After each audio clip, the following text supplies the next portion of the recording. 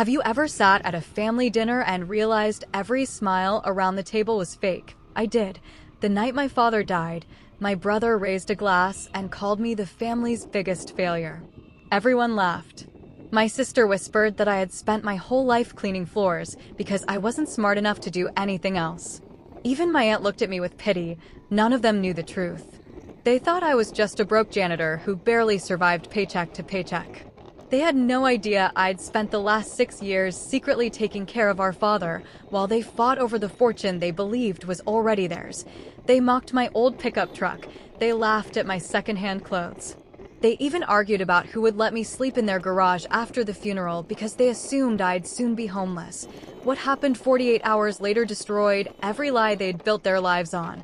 Because when the lawyer opened my father's final will, every face in that room turned white, and for the first time in my life, they needed me far more than I would ever need them. I'm Ethan, 68 years old, and this is the story of how my own family tried to erase me, only to discover that kindness is sometimes worth far more than millions of dollars. My name is Arjun, and I grew up in a middle-class household in a small city, the kind of place where everyone knows everyone and reputation matters more than almost anything else. My dad worked a stable government job. My mom ran the household with quiet discipline. And I had a younger brother, Rohan, for years behind me, who idolized the ground I walked on. Our home wasn't perfect, but it was warm. We had traditions, Sunday dinners, festival celebrations that lasted for days, relatives dropping in unannounced. My parents were strict but loving, the kind of people who believed structure was a form of care. And for the first 24 years of my life, I was exactly who they expected me to be. Good grades, a respectable job, polite to elders. The golden child, if you want to call it that. Then I met Kabir. Pause here, let the emotional shift land. Kabir worked at the same company as me, 2 floors up in a different department. We met at a team lunch that neither of us particularly wanted to attend, and somehow ended up talking for 2 hours after everyone else had left. At first, it was just friendship, long conversations about work, about books, about nothing in particular that somehow felt like everything. I told myself it was just a close friendship for months. I wasn't ready to say the word to myself, let alone to anyone else. But the more time we spent together, the harder it became to pretend. There was a moment, I still remember it clearly, sitting in his car outside a coffee shop, neither of us saying anything, when I finally understood what I'd been avoiding. For 2 years, we kept it hidden. From our families, from most of our friends, from the world outside the small bubble we'd built for ourselves. It wasn't easy, but it was ours. It was a Tuesday night when everything unraveled. I remember the date because it was 2 days before my birthday. Build tension here, dialogue heavy. My mother had come into my room to drop off freshly ironed clothes, something she did every week without fail, and my phone was lying on the bed, screen lit up with a message from Kabir. She wasn't trying to snoop.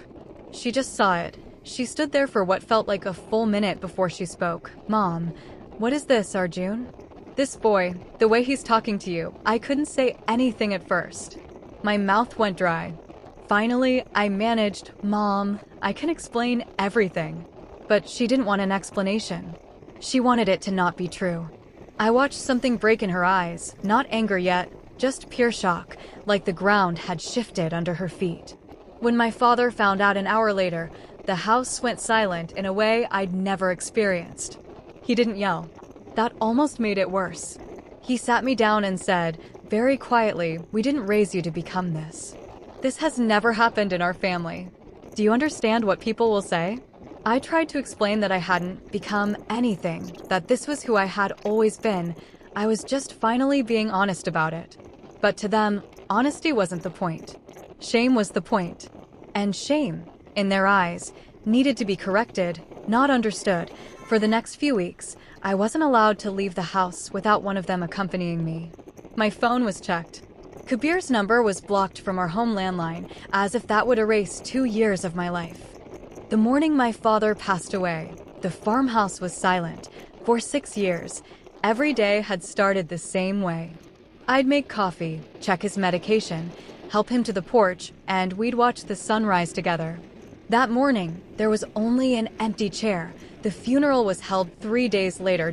I stood quietly beside Dad's casket, greeting the people who had actually known him, old neighbors, former coworkers, veterans he had served with decades ago.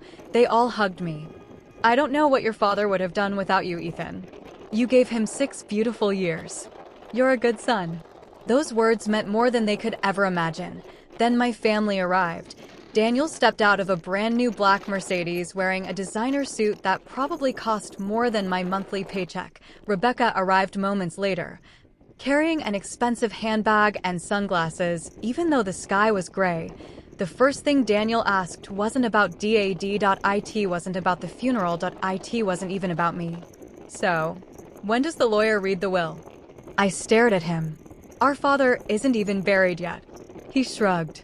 I'm just asking. Rebecca leaned closer and whispered with a laugh. I hope Dad finally sold this old dump before he died. I looked back at the farmhouse. The porch swing Dad loved, the apple tree Mom planted 40 years ago. The garden we'd worked on together every spring.to them. It was just property.to me. It was home. After the service, everyone gathered in the church hall. People shared stories about Dad, his kindness, his humor, the way he helped strangers without expecting anything in return. Daniel barely listened. Instead, he walked around asking distant relatives if they knew how much the farm was worth. I couldn't believe what I was hearing. Then came the moment I'll never forget. One of Dad's old army friends walked over to me. He placed a weathered hand on my shoulder. Your father told me you never left his side. I just did what any son should. The old man smiled. No. A month later, my mother sat me down at the kitchen table. My father stood behind her, arms crossed, refusing to make eye contact. Arjun, she said, her voice steady in a way that scared me more than shouting would have. Either you end things with this boy completely, or you leave this house. We cannot watch our son live like this.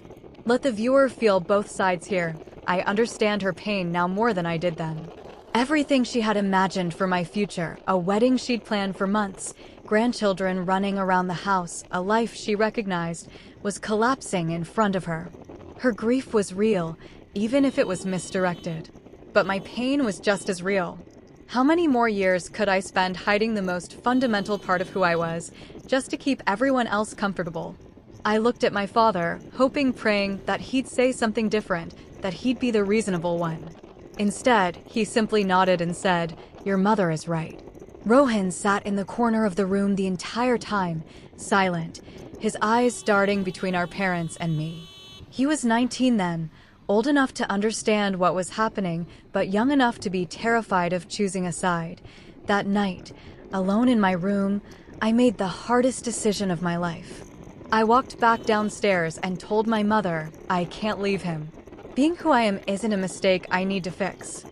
My dear son, if you're reading this, I'm finally with your mother. First, thank you. You gave me 6 years that no amount of money could ever buy. The others will soon learn something they never understood, that love cannot be measured in dollars. When Mr. Harrison calls tomorrow morning, go to his office alone. Don't tell Daniel or Rebecca. Everything will make sense then. I'm proud of you. Dad. I read the letter 3 times. Mr. Harrison, Dad's attorney. Why would he want to see me before the official reading of the will? I folded the letter carefully and slipped it into my jacket. For the first time since Dad passed away, I felt that he still had one final lesson left to teach us all, and I had no idea that within 24 hours, my family's entire world would collapse. 3 years in, I had built a life I was proud of. A stable job, a stable relationship, a chosen family of friends who had become as close as blood. I had, in many ways, healed or at least learned to live with the wound. Then, one evening in March, my phone rang. It was Rohan. This is the twist the title promises. Deliver it carefully. Bia, he said, his voice breaking. Papa's in the hospital. It's his heart. You need to come home. I didn't think. I booked the first flight out. When I arrived at the house before heading to the hospital, my mother was standing at the door. 3 years had changed her. There was gray in her hair that hadn't been there before, and when she looked at me, the anger I remembered was gone. In its place was something heavier, exhaustion, and something that looked a lot like regret. She let me in without a word, and for the first time in 3 years, we sat together in that kitchen where everything had ended. Arjun, she said quietly, staring at her hands instead of me, when you left, we thought we were doing the right thing. We thought we were saving you, correcting a mistake, protecting the family's name. We told ourselves it was for your own good. She paused for a long time before continuing. But we spent 3 years pushing our son away. And tonight, when your father was rushed to the hospital, the very first name he said, before mine, before Rohan's, was yours. My father recovered. It wasn't easy, and the days in that hospital waiting room were some of the longest of my life, but he pulled through. And something shifted after that night. Something that had been frozen for 3 years finally started to thaw. He talks to me now. Not the way he used to. There's still a distance neither of us quite knows how to close, but the door that had been slammed shut is no longer locked. My mother calls sometimes, just to check in, small conversations that would have seemed impossible a year ago. Rohan and I are close again, see. Closer than we ever were, as if we're both trying to make up for lost time. Clarify what the title means. But here's the truth I've come to understand. My parents didn't lose their son forever, not in the way I once feared. What they lost, what we all lost, were those 3 years. The birthdays I wasn't there for. The ordinary Tuesday dinners we'll never get back. The version of me that could have grown up in that house feeling fully seen, fully accepted, without ever having to leave to become myself. That son, happy, open, unafraid, is the one they lost forever. He doesn't exist anymore, not because I disappeared, but because those years shaped me into someone who had to build his own family from scratch, far away from the one he was born into. Even now, when I visit my parents, there's a quiet awkwardness that sits in the room with us, an unspoken acknowledgement of everything we lost. But I'm grateful, genuinely grateful, that we're talking again. That the silence finally broke. If you're in a situation like this, whether you're the parent or the child, I only want to say this. Love should always be bigger than approval. Bigger than conditions. Because the time we lose to anger and pride never comes back, no matter how much healing happens afterward. CTA, if this story moved you, let me know in the comments. Has something like this ever happened in your life or in your family? And if you connect with these kinds of real, emotional stories, hit subscribe. I share one every single week.